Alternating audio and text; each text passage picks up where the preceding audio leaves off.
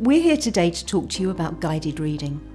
In a guided reading lesson, a teacher will work with a group of around about 6 children, all of whom are reading at a similar reading attainment. A guided reading lesson follows a set framework. We've put together some video footage to share that framework with you. So watch along and enjoy the guided reading lessons. Guided reading is part of a whole class literacy programme, and so it's really important to leave the children at the end of a guided reading lesson wanting to read more, wanting to think more about the book that they've just read. In the clip that we're going to watch now, we see the teacher getting the children ready for a follow-up activity. She prepares them for how to read a chart, for how to use the column of words, and how to read across in the rows, and how to refer to the picture information at the top of the chart. She's doing this because in the next lesson, their independent follow-up activity is going to be to create their own chart about their senses. Right, now we're all on this page and we can see the charts. And there's pictures along the top. What can you see along the top, Lily? A phone and some flowers and... Okay, hang on, what else can you see? A shower. A shower, good. What else? Hang on. A teapot. Some tea, good. Anyone else see anything else? Yes, Lucy-Anne. The traffic lights. Traffic lights, and then Hunter, insects, you like them. What's that? Wasp. A wasp. So then the chart is showing us what we can use our senses for. So you can see down the side are our senses. Let's read them together. So the first one, can you pop your finger on there so I know where we're reading from?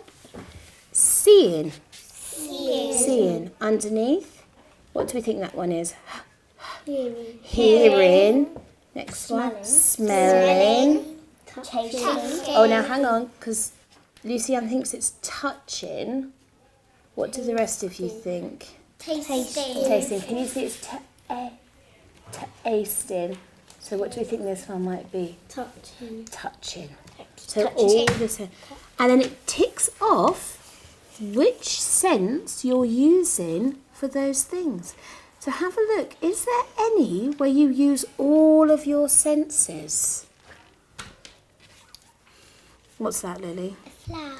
Flowers. So let's go through. Let's go down together with our flowers. So, are we using our eyes when we're looking at flowers? Yes.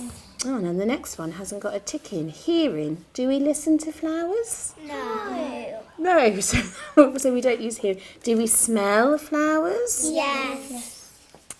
Tasting. No. Well, some people put flowers in salads. I've had flowers before, so I don't know about that one, but there we go. And the last one? Touching. Do we touch flowers? Yeah. The teacher's learning objective in reading Tifo and the Lucky Football Boots with this particular group of children was to think about the key sequence of events. At the end of the guided reading lesson, she introduces a story map to the children, and together they discuss how they will plot the key events of the story onto the map. That's their independent activity for the next lesson. Thank you, everybody. That was a really interesting story. Do you want to put your thumb up if you enjoyed reading it? Well done. Did you enjoy reading it as well, Anya?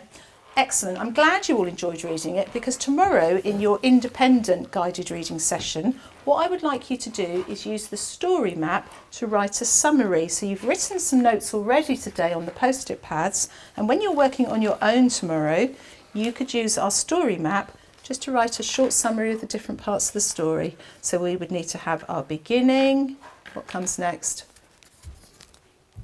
Middle and the end. And then I will be able to read this to make sure that we've all fully understand our story today. Well done, everybody. You can close your books now. Thank you.